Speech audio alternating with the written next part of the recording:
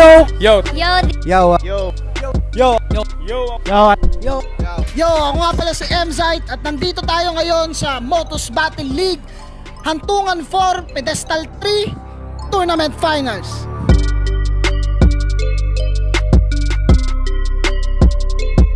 Sobrang solid lahat ng mga battles, iba't ibang energy galing sa iba't ibang tao na nanggaling pa sa iba't ibang lugar at pinagsama-sama mo sa isang lugar para magbanggaan, ibang klase yun.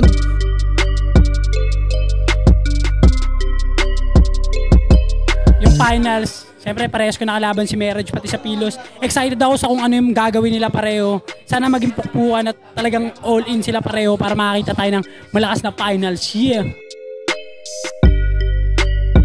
Sagupaan talaga. So malalakas ngayon yung nasa lineup.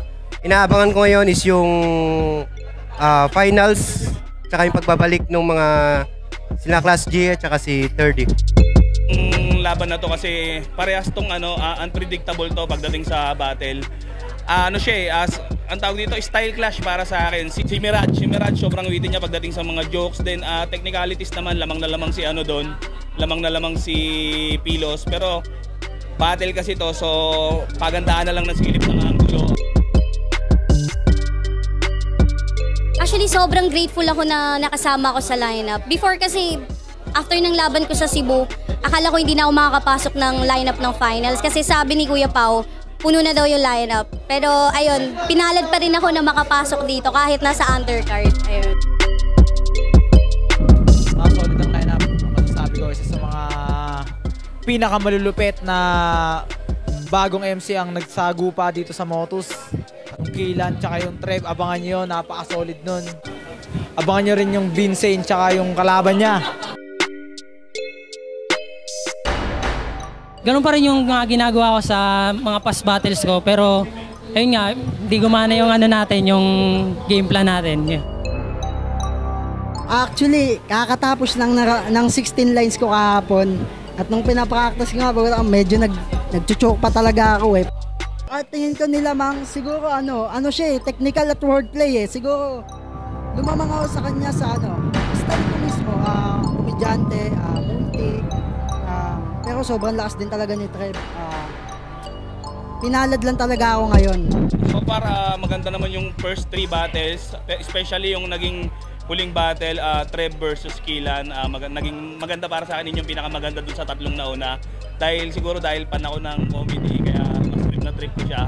Unlike yung mga technical kanina nung sinundan nila. So ako kasi as a comedian, syempre ang forte ko yung comedy at syempre ang gusto ko yung comedy rin na battle. Sabi ko kay Zite, thank you kasi parang hinahanap-hanap ng katawan ko. Actually wala naman talaga akong ideya kung sino yung mga kalaban ko, pero alam ko talaga magaling siya. Hindi siya ibibigay sa akin ni Zite kung hindi siya magaling. Kaya solid to.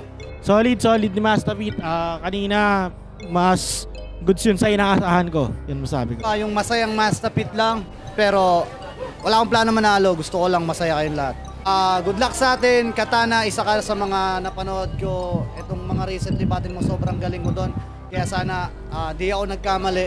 At enjoy lang natin itong battle na to. Ano man ang kalabasan, gusto ko happy lang tayo pare-parehas. Ayun, pangit ng performance ko. Nagkabali-baliktad yung mga galing pa din na Master Pete. Medyo pangit talaga yung sa akin eh. Kaya si Master Pete, entertaining pa din, solid. Parang it's an honor na mapasama sa ganitong katinding lineup. Ang finals ng Motos to eh. Hantungan, pedestal, napakasaya. Siyempre masaya ako babalik dito sa Motos Battle League, no? Sobrang excited kasi marami rin akong inaral bago ako bumalik dito. Sa paghahanda, gano'n pa rin. Yung usual na ginagawa ko. At saka syempre, nagkaroon lang ng kakaiba dahil yung kalaban ko ngayon, champion yan eh. Champion, nasa hometown niya, yung Motos, diba? Champion ng Motos yan eh, kaya siyempre mas iba.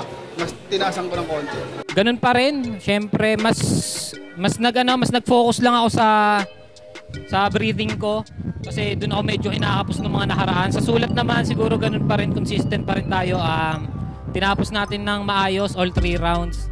Sinaulo ko rin ng ayos, pinractice ko siya. Siguro mga 90% yung paghahanda kong nilaan ngayon dito sa laban na to. Tingin ko lamang, hindi ko alam eh, wala. Magaling yung Class G eh. Hindi ko sigurado, hindi ko masasabi kung lamang ako kay Class G. Tingko walang ganun. Siyempre, alam kong isa kang veterano, kaya pinaghandaan din kita mabuti. Galingan natin, manalo matalo. Sana mapakita natin yung best natin. Yo, tol, galingan natin. Magbigay tayo ng isang magandang show.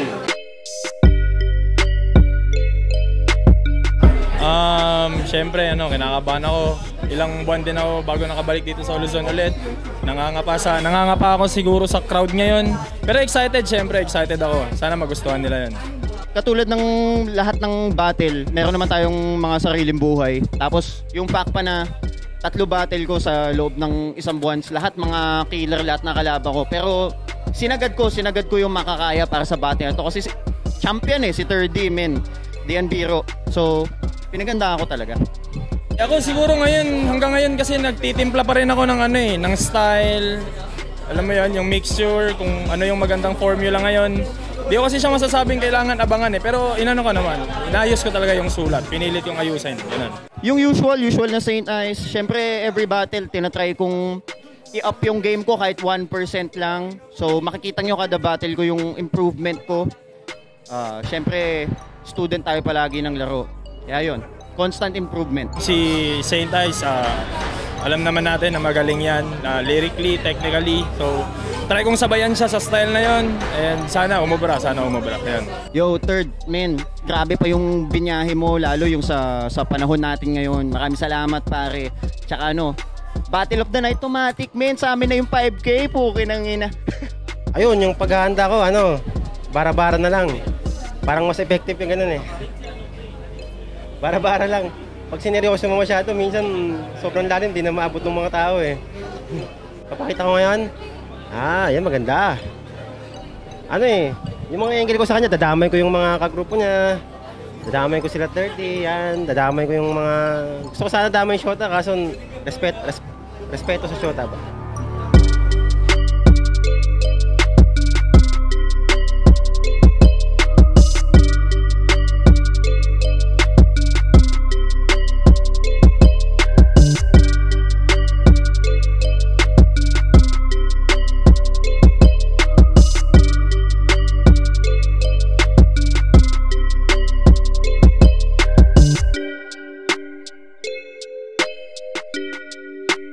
Para sa akin, lahat ng battle, panalo lahat tayo.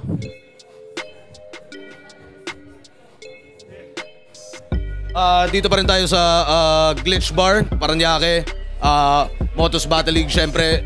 Antungad 4 at Pedestal 3 Finals, sobrang solid.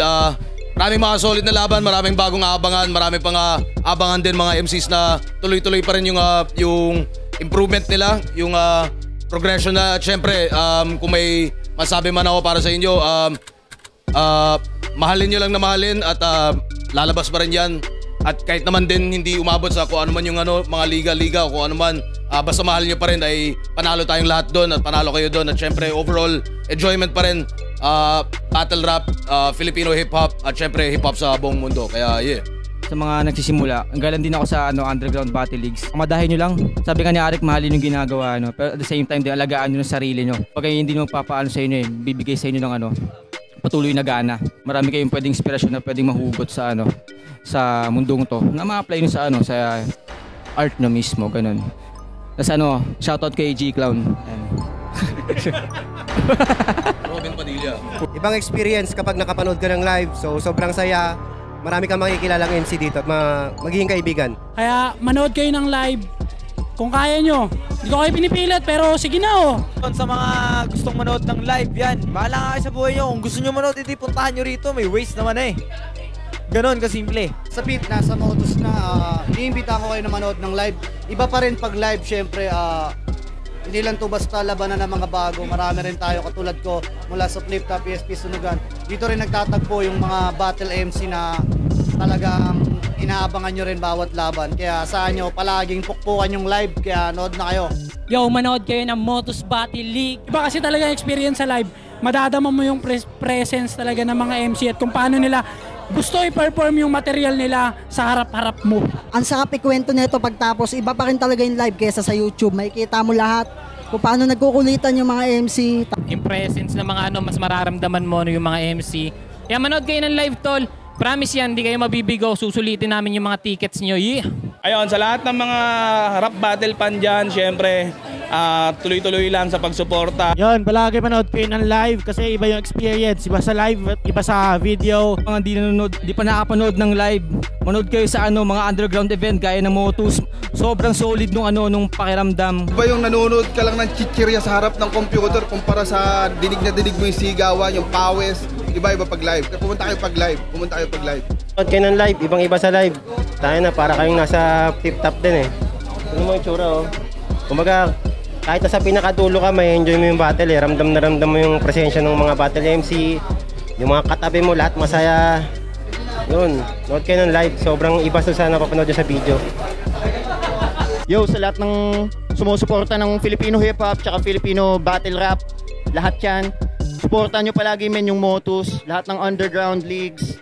Para sa atin lahat to, palakasin natin men, Filipino hip-hop. Yun, sa mga hindi pa nakaka-try na manood ng live sa mga event namin, syempre, alam nyo naman na kung gaano ka-solid, di ba? Lalo na kung nanonood ka ng Flip Top Live, alam mo kung gaano ka-solid yung live, yung atmosphere ng live kapag ka nanonood ka ng battles. Yun, sana supportahan nyo rin yung maliit na liga namin at malaking bagay yon para sa amin bilang isang liga para sa mga MCs. Lalo na sa mga hindi pa masyadong nabibigyan ng platform. Kaya ayun, sana supportahan nyo kami live at online. Maraming salamat.